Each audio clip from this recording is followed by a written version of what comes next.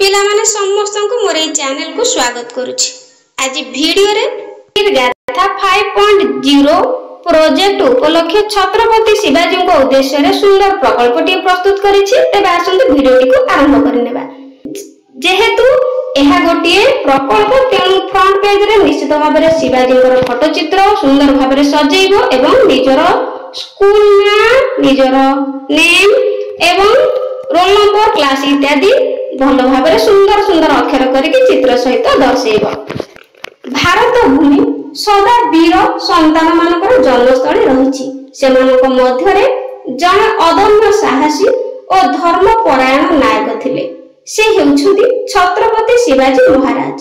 से केवल राजा नुहंती, जड़े जननायक, जड़े स्वप्नदर्शी एवं जड़े सत्य न्यायपरायण शासक थिले।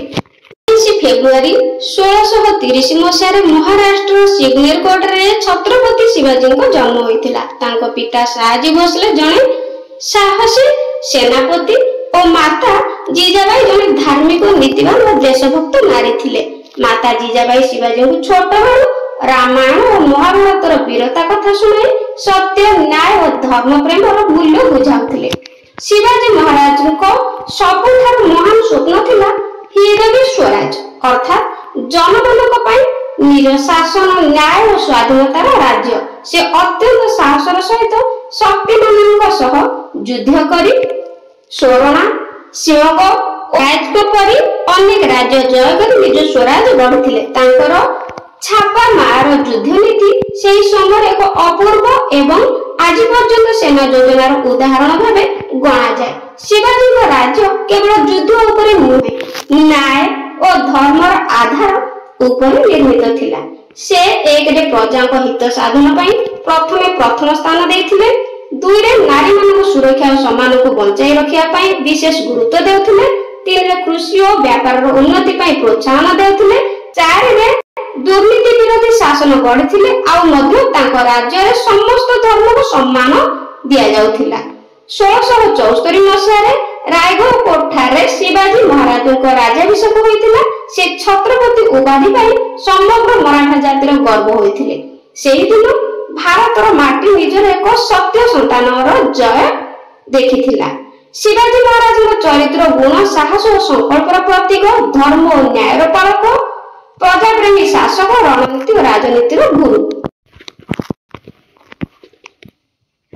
छत्रपति शिवाजी महाराज भारत माता गर्व साहस और देवता एवं न्याय प्रतीक। से देखाई देले जे स्वाधीनता केबे दिया जाय नाही, एहा लड़ी अर्जन करबा को पड़े। तांको जीवन आज मध्य हम समस्त को देश प्रेम साहस और सत्य पथरे चलिबार प्रेरणा देथाय।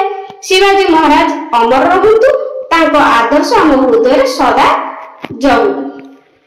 आज युवा पीढ़ी को छत्रपति शिवाजी महाराज कौन शिखिबार अछि? एक रे साहस और आत्मविश्वास शिक्षा, दुई रे देश प्रेम और स्वाभिमान शिक्षा, तीन न्याय और ईमानदारी शिक्षा, पांच रे शिष्टता और श्रृंखला शिक्षा, छह रे नारी सम्मान और नीति परायणता शिक्षा, सात रे नेतृत्व और संयम शिक्षा, आठ रे धीरज और संगठन कुशलता। तो शिवाजी को उद्देश्य रे सुंदर पोएमटी लिखिबा। शिव मेरी जन्म नेले वीर एक, धरिले तलवार अंधकार हेला भंग, देश माटी पाई देले निज श्वास, छत्रपति शिवाजी को साहस प्रकाश। न्याय और धर्मर पाले जे रहिले, नारी सम्मानर दीप जालिले, जन्म माटी पाई देले जीवन समर, छत्रपति शिवाजी महाराज अमर अमर अमर। तो पिला माने प्रकल्पटी केमति लागिला कमेंट रे निश्चित